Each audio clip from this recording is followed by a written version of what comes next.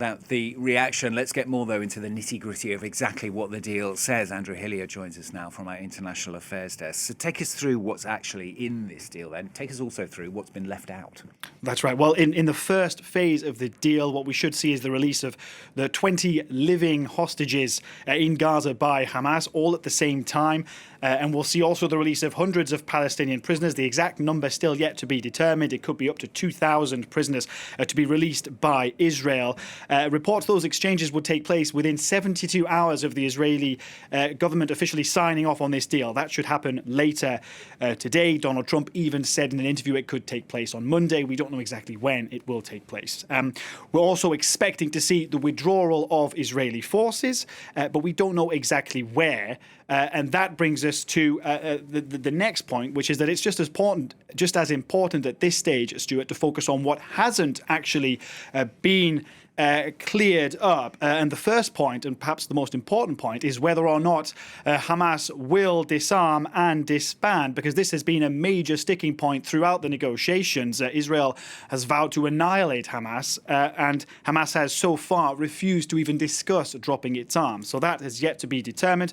Another murky point, as you can see here, is Gaza's post-war administration. Who will govern Gaza after the end of the war, if the war does come to an end? And then a third point, a very important point, is the exact timing, the scheduling and the location of those Israeli withdrawals. That's also unclear. And I want to just focus on that point briefly, Stuart, by bringing up another map. And we can see on this map of Gaza that you're going to see now, there you go.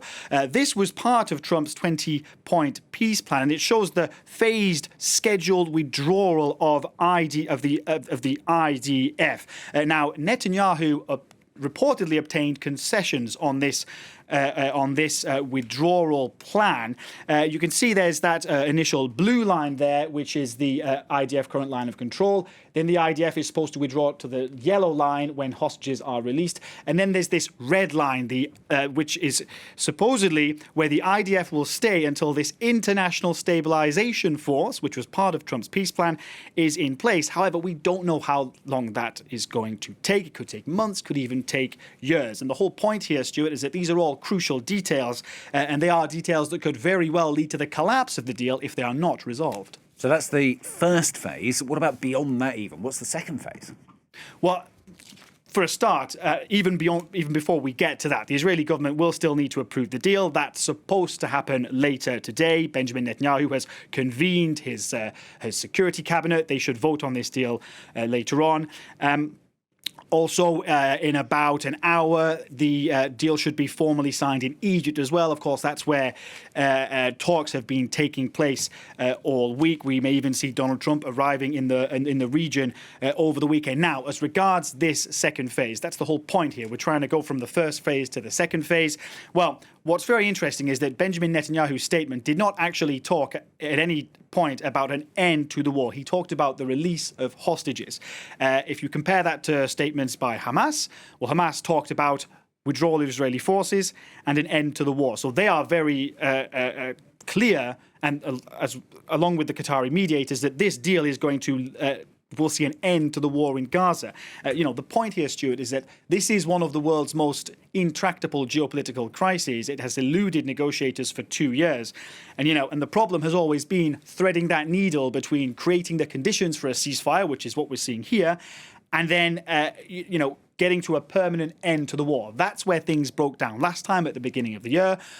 It could happen again. We'll have to wait and see. So it is an enormous moment in the Middle East. But again, many details still to be resolved. And how on earth did we get there in this first place? I mean, what has finally pushed, do you think, Andy, Hamas and Israel to reach some kind of deal? I think in a nutshell, it has to be pressure from Donald Trump. There's only...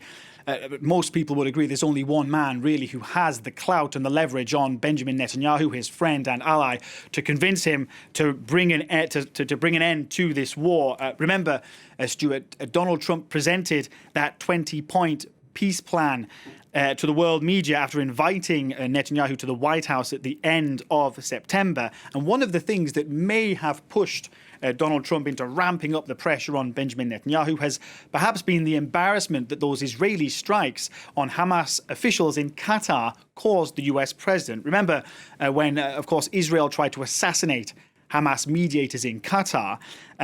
This is an attack that took place on the sovereign territory of a US ally, and Qatar's understanding had always been that it was safe from such attacks. And in the aftermath of those attacks, what we may have seen is Donald Trump just marginally shifting his position to bring him closer in line with Arab governments who have been putting pressure on Israel and want Israel to rein in its military campaign.